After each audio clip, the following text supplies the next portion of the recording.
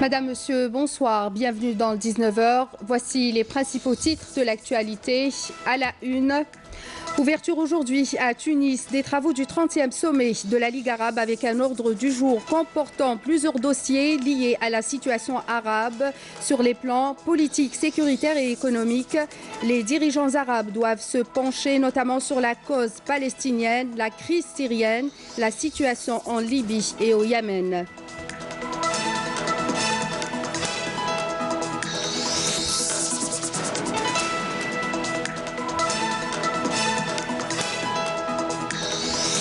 L'Algérie, élue membre au conseil d'administration d'Arabsat à l'issue des travaux de la 42e session de l'organisation panarabe tenue aujourd'hui à Alger, une rencontre pour booster la coopération entre l'organisation arabe des satellites et les établissements algériens de communication ainsi que l'agence spatiale algérienne.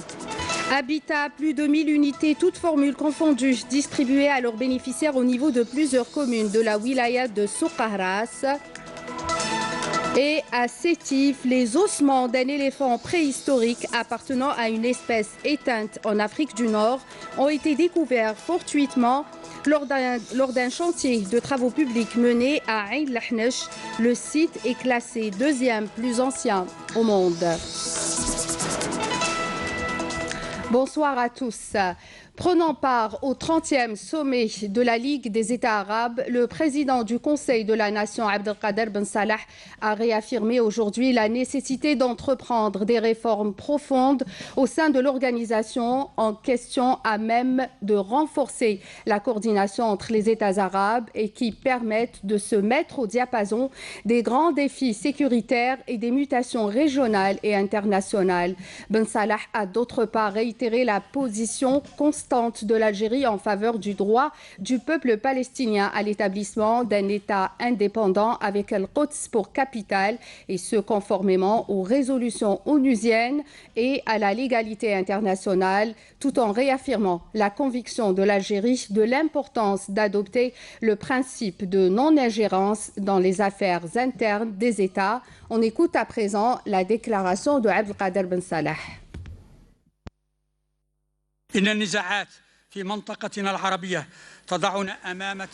Les conflits dans la région arabe nous placent devant des défis sécuritaires importants, notamment au vu de la propagation du phénomène du terrorisme, de l'extrémisme et du crime organisé, notamment transfrontalier, le narcotrafic et le blanchiment d'argent et le phénomène de la migration clandestine qui prend une ampleur alarmante, ce qui requiert le renforcement des mécanismes de coordination entre nos États.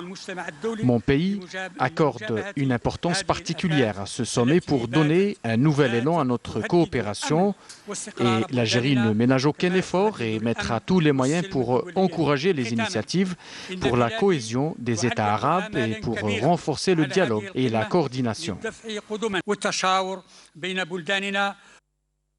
Le président du Conseil de la Nation, Abdelkader Ben Salah, s'est entretenu aujourd'hui à Tunis avec les dirigeants de plusieurs pays en marge de sa participation aux travaux du 30e sommet arabe.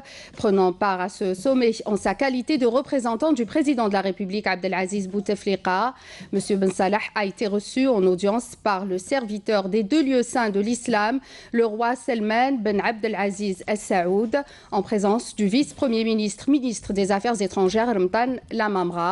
Cette rencontre a permis l'échange de vues autour des points inscrits à l'ordre du jour et des questions régionales d'intérêt commun et des relations bilatérales, ainsi que les voies de leur promotion. À cette occasion, le président du Conseil de la Nation s'est entretenu également avec le souverain de Jordanie, le roi Abdullah Thani, avec lequel il a échangé les points de vue sur les relations bilatérales et les questions arabes d'intérêt commun. Par ailleurs, Ben Salah a été reçu par le président mauritanien Mohamed Ould Abdelaziz. L'entretien a été l'occasion d'échanger les vues sur les questions régionales et la situation au Sahel, outre les relations bilatérales et les voies à même de les impulser, de leur impulser une dynamique, notamment dans les domaines économiques et commerciaux. Le président de la Chambre haute du Parlement s'est également entretenu en outre avec le président palestinien palestinien Mahmoud Abbas. Cette rencontre qui s'est tenue en présence toujours du vice-premier ministre, ministre des Affaires étrangères Ramadan Lamamra, a permis l'examen des derniers développements de la question palestinienne et les agressions israéliennes sur la Cisjordanie et la bande de Gaza. Et dans le même sillage, Abdelkader Ben Salah a réitéré la position constante de l'Algérie en faveur du droit du peuple palestinien à l'établissement d'un droit indépendant avec Al-Quds pour capitale, conformément aux résolutions onusiennes et à la légalité internationale. D'autre part, le président du Conseil de la Nation, Abdelkader Ben Salah, s'est entretenu toujours à Tunis avec l'émir du Koweït, Sabah Al-Ahmed Al-Jabir Al-Sabah. Direction à présent à Paris, comme chaque dimanche depuis le début des manifestations à Alger, en Algérie. La communauté algérienne de la région de l'Île-de-France s'est donné rendez-vous à la place de la République à Paris pour soutenir les revendications du peuple algérien. Un rassemblement dans une ambiance festive réunissant petits et grands, et ils ont repris les mêmes slogans scandés par les manifestants algériens du vendredi à Alger et traduisant le même esprit de responsabilité et de pacifisme qui anime les manifestants algériens dont les images ont été saluées partout dans le monde. Et à cette occasion, nous avons recueilli les propos de quelques manifestants. On les écoute au micro de Afef Belhouchet. On a beaucoup de technocrates, on a diaspora à l'étranger qui est fabuleuse, on a des ingénieurs, on a des médecins. Ils sont prêts à retourner au pays. La meilleure solution, c'est de donner le pouvoir au peuple, c'est que cette période de transition soit gérée par des gens dont le peuple fait confiance. Dieu merci, on a des élites partout, c'est pas seulement en Algérie, partout au monde, qu'ils ont quitté leur pays, pas à leur gré. Ils peuvent se rencontrer entre eux, il faut leur laisser du temps. L'Algérie a organisé aujourd'hui au Centre international des conférences Abdellatif Rahal la 42e session de l'Assemblée générale de l'Organisation arabe des satellites de communication Arabsat avec la participation des représentants des pays arabes membres de cette organisation. Arabsat dont la mission est de connecter les communautés arabes au monde en fournissant des services de télécommunication fiables et compatibles avec les valeurs et cultures arabes. Il représente aussi le seul opérateur satellite dans la région du Moyen-Orient et d'Afrique du Nord, offrant une gamme complète de services de diffusion, de télécommunications et des services à haut débit. Direction à présent à Sidi Bel Abbas, à l'ouest du pays, pour visiter une unité de fabrication de pièces et accessoires pour matériel frigorifique. L'unité produit également des échangeurs thermiques pour la fabrication de climatiseurs. La marchandise a du mal à se frayer un chemin sur le marché national. La cherté de la matière première ainsi que la concurrence déloyale lui font défaut, nous dit Karim Haïfa. C'est un investissement privé spécialisé dans l'usinage et la fabrication de pièces indispensables dans le secteur de la climatisation et du froid, à l'instar des échangeurs vapeur et des échangeurs de chaleur, pièces indispensables dans la fabrication des climatiseurs et autres chambres froides. On peut couvrir le marché algérien, on peut viser même l'exportation. Si on vise l'exportation, on doit avoir des normes. Et maintenant, on a des normes de production, des normes de qualité.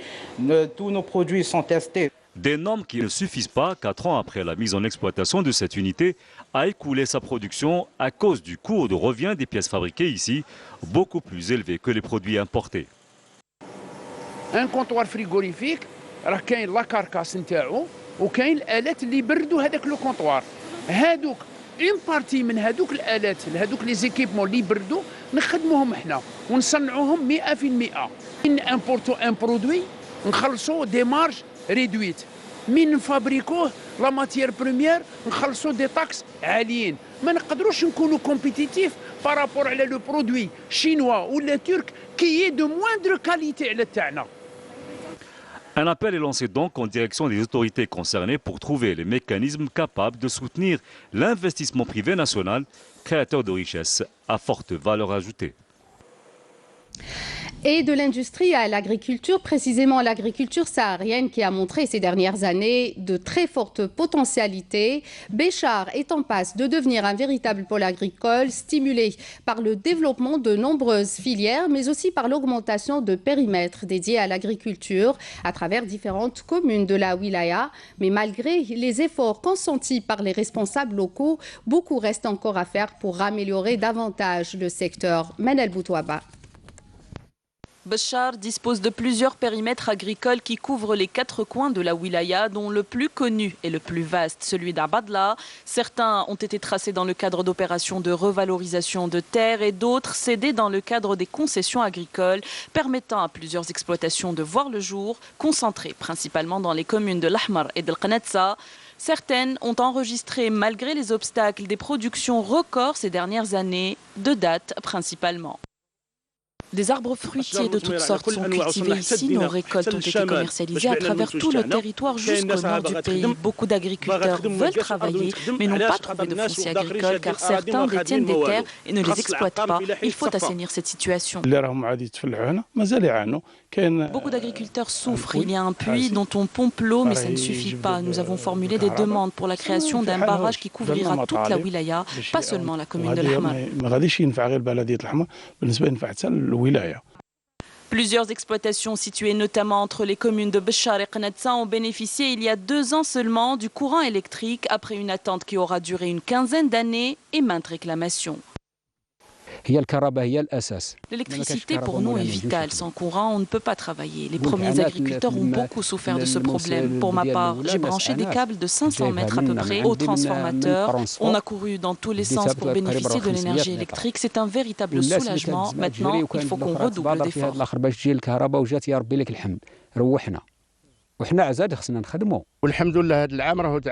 Cette année, on a enfin pu avoir de l'électricité. L'installation a été faite en 2 mois seulement. Un grand effort a été fait. Il y a un réel accompagnement de la part des autorités. C'est à nous maintenant de travailler avec plus d'ardeur. Tous nos efforts vont vers l'accompagnement et le soutien moral, technique et matériel des agriculteurs, avec tous les moyens dont nous disposons.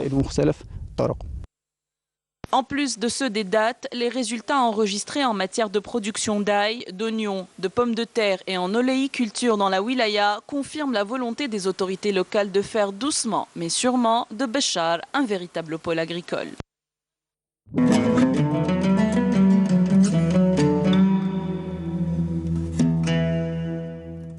Bismillahirrahmanirrahim. Inna as-salata kanat 'ala al-mu'minina kitaban mawquta. صدق الله العظيم. الله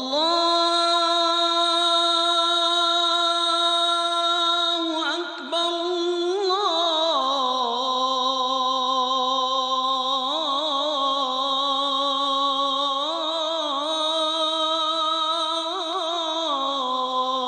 الله أكبر. أشهد أن لا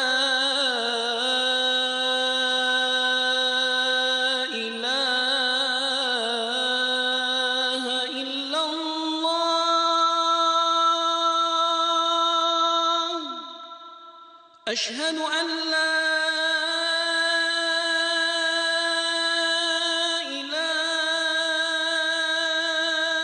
إلا الله.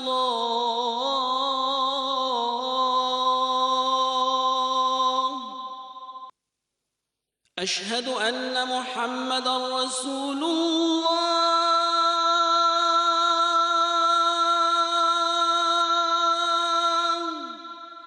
أشهد أن محمدًا رسول الله.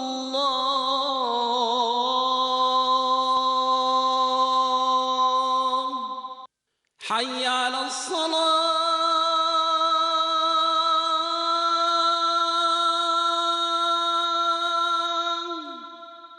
حي على الصلاة.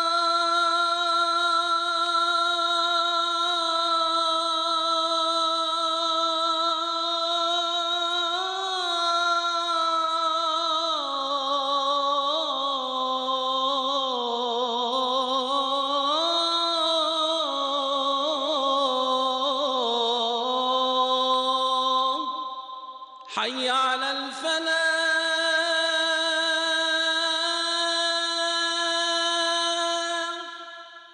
حي على الفلاح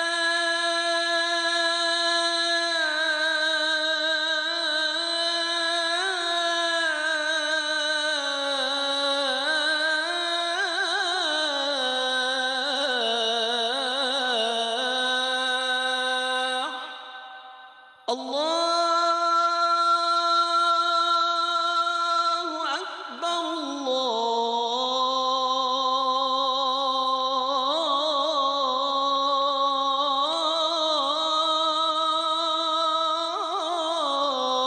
الله أكبر لا إله إلا الله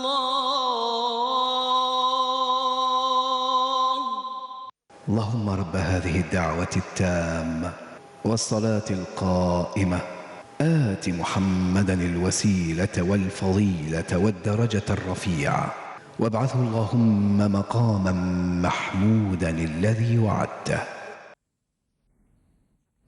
تقبل الله صلاة الجميع. Et on continue ce journal toujours avec l'industrie, cette fois-ci l'industrie laitière à Batna. La laiterie des Aurès, l'une des filiales du groupe J-Play qui produit pour près de 50 000 litres de lait de vache par jour. L'unité récolte jusqu'à 29 millions de litres de lait annuellement et couvre les besoins de 9 wilayas. Nesrine Ben Saïdi. Figurant parmi les 15 unités que compte la filiale du groupe J-Play, la laiterie des Aurès est l'une des plus importantes dans la wilaya de Batna. Cette industrie arrive à récolter jusqu'à 50 000 litres de lait de vache jour. La wilaya de Batna est considérée comme un pôle en matière de production de lait. Cette région dispose d'un cheptel de vaches laitières de 25 000 têtes. Cette unité récolte jusqu'à 29 millions de litres de lait annuellement. Elle couvre les besoins de 9 wilayas en matière de lait sur le territoire national.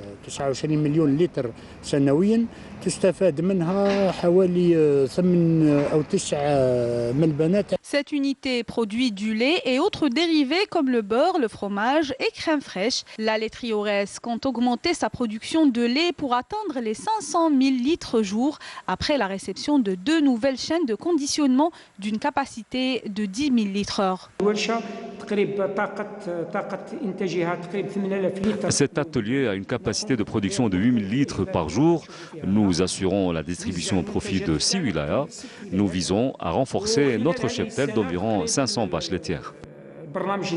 À travers l'aide et l'accompagnement des éleveurs, la filiale J-Play arrive à valoriser le lait de vache en assurant sa transformation en yaourt, beurre et autres dérivés. Une stratégie qui vise à réduire la facture d'importation, notamment en ce qui concerne la poudre de lait. Et de l'industrie à l'habitat, un ambitieux programme est prévu pour la wilaya de Soukharas. Les opérations de distribution de logements se poursuivent au niveau de différentes communes de la wilaya. Les clés de plus de 1000 unités, toutes formules confondues, seront remises les jours à venir à leurs bénéficiaires. Amélie Seridir. Les travaux d'aménagement extérieur de ces nouvelles cités à Soukharas avancent à bon rythme. Les logements seront attribués à leurs bénéficiaires dans les délais prévus. احنا نتوقع تسليم خلال الأيام المقبلة إن شاء الله عبر كل بلدية الولاية المعنية. La distribution des logements se fera dans les prochains jours au niveau de plusieurs communes de la wilaya. Il s'agit d'un quota de 1140 logements dans les logements sociaux locatifs, participatifs et promotionnels publics. Et au niveau de la wilaya de Soukharas, les projets avancent bien, notamment au niveau du site des 2900 logements. Un quota de 628 logements sera distribué au plus tard dans 4 semaines. D'autres quotas de logements, tous types confondus, seront également distribués dans les prochains jours au niveau de la commune de Sidrata. 1910 سكن الآن بقي منها. Il s'agit d'un programme de 1910 logements, dont il reste 1000 logements non encore attribués. 200 logements seront distribués les jours à venir et 511 autres sont toujours en cours de réalisation. Les travaux ont atteint 85%. Ils seront distribués l'été prochain. Et toujours dans la commune de Sidrata, 300 autres logements s'ajoutent à l'ensemble des logements qui seront distribués au fur et à mesure au début du mois prochain et jusqu'à la fin de l'année en cours. Et à Oran, les travaux de réalisation et d'aménagement du village olympique qui doit abriter les Jeux méditerranéens en 2021 sont en passe de finir. Les structures d'hébergement devant abriter les délégations et les participants se donnent quant à elles des noms de capitales et de villes mondiales. Naïma Chekchek.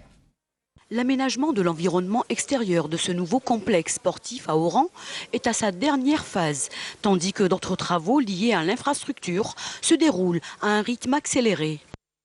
Les équipements techniques sont presque prêts, ne demeure plus que le gazon naturel. Ces infrastructures sont importantes pour les Jeux méditerranéens. Parallèlement à la finition de l'aménagement du stade, d'autres travaux en cours concernent l'achèvement de la salle omnisport de 7000 places. Également figure le projet de construction d'une piscine olympique.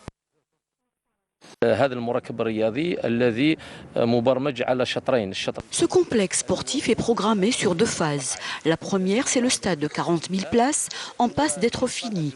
Il reste la deuxième phase, qui est la salle omnisport de 7 000 places. Également, la piscine olympique couverte et bien sûr, les équipements extérieurs. Nous avons demandé à l'entreprise chinoise et au bureau d'études de veiller à un contrôle et à un suivi quotidien des travaux. خاصة عمل المراقبة اليومية وكذلك عمل المتابعة.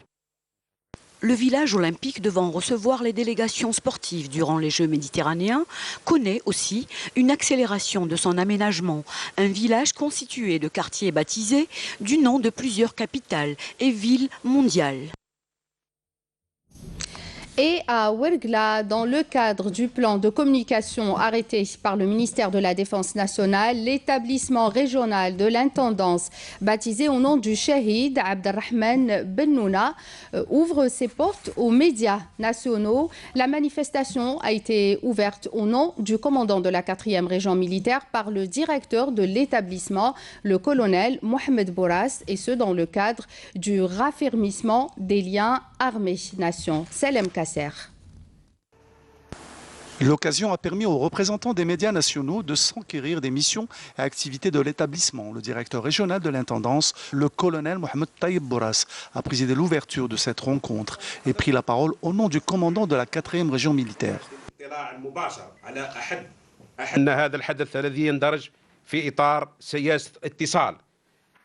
Cet événement entre dans le cadre de la politique de communication qu'a adopté le haut commandement de l'armée nationale populaire afin de donner un aperçu du matériel dont disposent nos forces armées à travers les médias nationaux, qui reflètent l'image authentique d'une institution républicaine, moderne et professionnelle au service de la nation. Cette visite a permis aux journalistes de prendre connaissance à travers les différents ateliers mis en place de ces activités dans les domaines divers, en plus d'assurer la logistique destinée aux différentes unités et structures militaires relevant de la 4e région militaire. Notre visite nous a permis de comprendre le rôle que joue cette intendance qui approvisionne et ravitaille les institutions militaires. Le côté organisationnel et logistique est excellent à tous les niveaux et ça a été une occasion de découvrir les différents ateliers.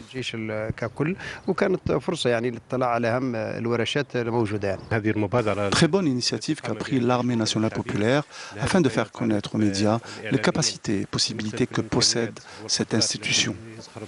L'établissement régional de l'intendance Shahid Abdelrahman Bennouna Ouergla, qui s'étend sur 20 hectares, a été ouvert en mars 1978 et assure des missions de logistique et de ravitaillement, en plus de veiller à la préparation du matériel et des équipements et l'actualisation des connaissances professionnelles de ses personnels. Et selon un communiqué du ministère de la Défense nationale et dans le cadre de la lutte antiterroriste, un détachement de l'armée nationale populaire a découvert et détruit hier à Boumerdès une casemate pour terroristes contenant des substances chimiques et des outils servant dans la fabrication d'explosifs et d'autres objets, tandis que des éléments de la gendarmerie nationale et de la sûreté nationale ont arrêté à Oran et Tiaret 2 éléments de soutien aux groupes terroristes impliqués dans les activités de la cellule terroriste terroristes démantelés à Oran le 26 mars dernier et ont saisi également un fusil de confection artisanale et une quantité de munitions. Et dans le cadre de la lutte contre la contrebande et le crime organisé, un détachement de l'ANP en coordination avec les éléments de la gendarmerie nationale a intercepté à Ain Defla 4 narcotrafiquants et saisi 178 kg de kif traités et 2 véhicules, alors qu'un autre détachement a appréhendé à Gherdaya 2 narcotrafiquants en possession de 15 kg de la même substance. Par ailleurs, 10 orpailleurs ont été arrêtés à Tamanrasset et Ingezem par des détachements de l'ANP qui ont saisi également des outils de détonation, un véhicule tout-terrain, 6 détecteurs de métaux, un marteau-piqueur et un groupe électrogène, tandis que 50 immigrants clandestins de différentes nationalités ont été interceptés à Tamanrasset, conclut le communiqué du MDN. Direction à présent Sétif, où les ossements d'un éléphant préhistorique ont été découverts il y a quelques jours seulement. Il s'agit d'une espèce éteinte en Afrique du Nord. La découverte a eu lieu fortuitement lors d'un chantier de travaux publics mené à Bouchrit, à Ain Lahnesh plus précisément, un site qui est classé aujourd'hui 2e plus ancien au monde, comme nous dit Hassiba Abdallah. C'est ici qu'ont été découverts les ossements d'une ancienne espèce d'éléphant disparue de l'Afrique du Nord. Cette découverte a été faite à Ain Bouchrit dans la wilaya de Sétif, à Ain Lahnesh plus exactement. تم العثور على ناب فيل بالإضافة إلى لوحة كتف وبعض بقايا الأضلع التي تعود إلى الفيل. La découverte a été faite suite aux travaux de la route reliant Sétif et Djindjin à Jijel. Les ossements de l'éléphant sont actuellement au service de conservation du musée de Sétif. في مارس 2019 الاكتشاف الثاني من نفس المنطقة وهي موقع عين بوشريط المسمى بأنانكيوس هي التسمية العلمية المعروفة عالميا بالنسبة لهذه الفرصة.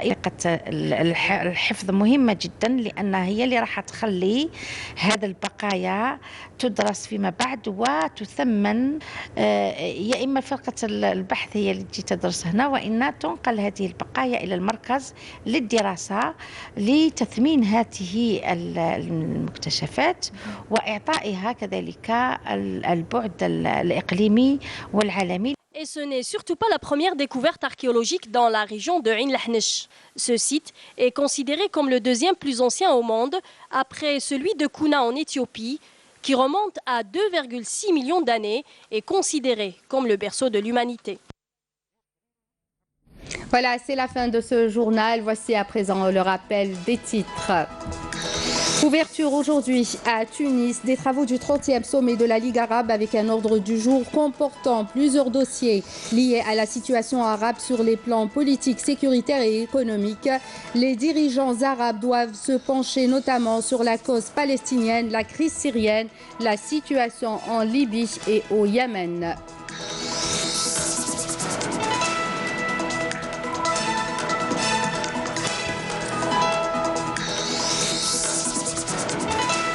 L'Algérie, élue membre au conseil d'administration d'Arabsat à l'issue des travaux de la 42e session de l'organisation panarabe tenue aujourd'hui à Alger, une rencontre pour booster la coopération entre l'organisation arabe des satellites et les établissements algériens de communication ainsi que l'agence spatiale algérienne. Habitat, plus de 1000 unités, toutes formules confondues, distribuées à leurs bénéficiaires au niveau de plusieurs communes de la wilaya de Soukahras. Et à Sétif, nous avons suivi un reportage sur une découverte archéologique inédite, les ossements d'un éléphant préhistorique appartenant à une espèce éteinte en Afrique du Nord. Merci de nous avoir prêté attention. Je rappelle que tous nos programmes sont disponibles sur les sites internet de la télévision, la chaîne YouTube ainsi que notre page Facebook. Je vous retrouve demain à 19h. D'ici là, je vous souhaite une excellente soirée sur Canal Algérie. Au revoir.